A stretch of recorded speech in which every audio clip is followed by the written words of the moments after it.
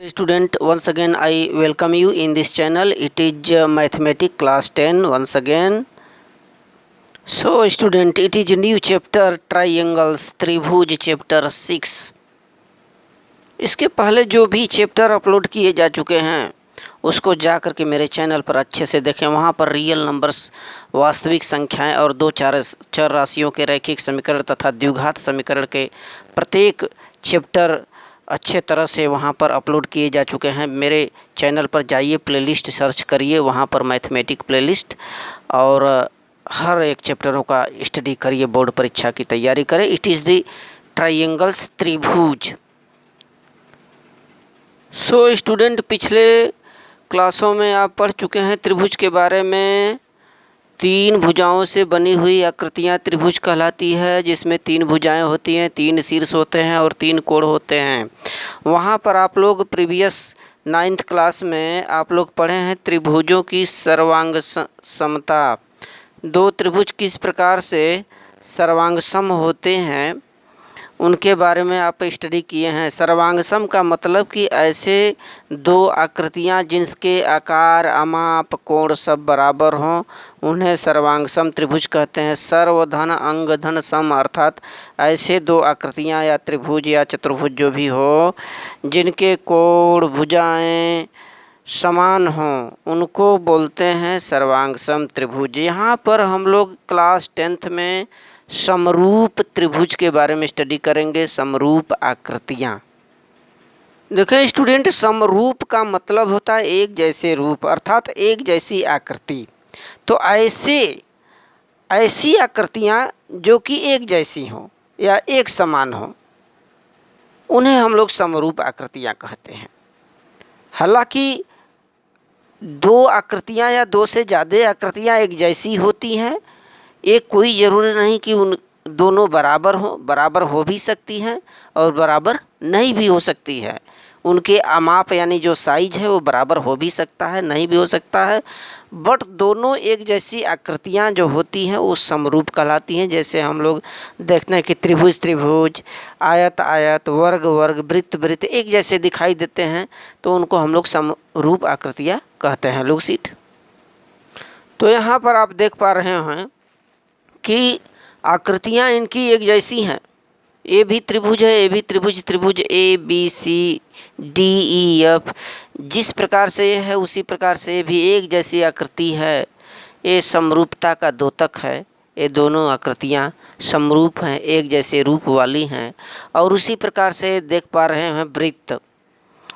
देख रहे हैं वृत्त, हालांकि एक बड़ा हो एक छोटा हो उससे मतलब नहीं, लेकिन एक जैसी आकृति है, ये समरूपता के अंतर्गत आएगा। ठीक है। और उसी प्रकार से ये देखिए वर्ग है, एक जैसे आकृतियां हैं। इसी प्रकार से आयत भी होता है। इन आकृतियों के स्टूडेंट हम लोग समरूप कहते हैं। समरूप का मतलब है कि एक जैसे रूप वाले, हालांकि इनके कोण और इनकी जो भुजाएं हैं वो अनुपातिक होती हैं, कोण बराबर होते हैं। आगे आप देखेंगे। तो आइए स्टूडेंट आगे बढ़िए। दो त्रिभुज आखिर समरूप होते कैसे हैं, इनकी क्या गुणधर्म होती है, क्या शर्त होता है समरूपता का। ठीक है। देखिए समरूपता की ये जो दो शर्तें यहाँ पर शुरू में आपको प्रकाशित होंगी।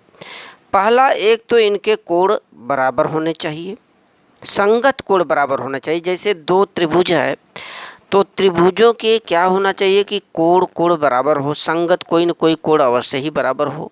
ठीक है। और दूसरा कंडीशन ये है कि भुजाएं जो होती हैं समरूप त्रिभुज की वो समानुपाती होती हैं। Look seat. देखिए दोनों शर्त हमने लिखा है। पहला यह है कि त्रिभुजों के संगत कोण बराबर हो। समरूपता के लिए त्रिभुजों के संगत कोण बराबर होना चाहिए और उनकी संगत भुजाएं एक अनुपात में हो। एक अनुपात का मतलब समानुपात में। यहाँ पर आप दो त्रिभुज देख पा रहे हैं, त्रिभुज ए बी सी और D E F. A B C और डी ई एफ में यहाँ पर देखिए कोण बी और कोण ई दोनों बराबर है 60-60 अंश।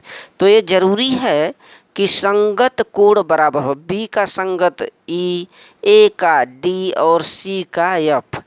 कोई न कोई संगत कोण बराबर होना चाहिए समरूपता के लिए। और दूसरा शर्त ये कि इनकी जो संगत भुजाएं हैं अनुपात में हो। संगत का मतलब कौन कौन, जैसे ए बी के संगत डी ई होगा, ए सी के संगत डी एफ होगा और बी सी का संगत ई एफ होगा। यानी नीचे का है तो ये नीचे का आधार लेंगे, ये संगत भुजाएं कहलाती है। ये एक अनुपात में होना चाहिए, ठीक है। यानी इनका जो अनुपात है वह इसका भी होना चाहिए, ठीक है। तो देखिए यहाँ पर हम एग्जाम्पल के साथ दिए हैं, कोण तो आपस में बराबर हो गए और इसको हमने 2 सेमी माना, इसको 4 सेमी और इसको 5 सेमी, इसको 10 सेमी, ठीक है। तो संगत का ये शर्त है कि भुजाएं अनुपातिक होंगी, अनुपात का मतलब बटे में। तो ए बी बटे डी, देखिए ए बी बटे डी, अब इसका जब वैल्यू निकालेंगे 2/4 करेंगे तो कटकर 1/2 आएगा। उसी तरह से नीचे की संगत भुजा बी सी बटे ई एफ, बी सी बटे ई एफ करेंगे तो देखिए पुनः क्या होगा, 5/10 काटेंगे तो 1/2। मतलब क्या है कि ए बी बटे डी ई बराबर यहाँ पर क्या आएगा, बी सी बटे ई एफ। ये दोनों आपस में बराबर हो जाएंगी। यानी इसको बोलते हैं हम लोग संगत भुजाएं एक अनुपात में है।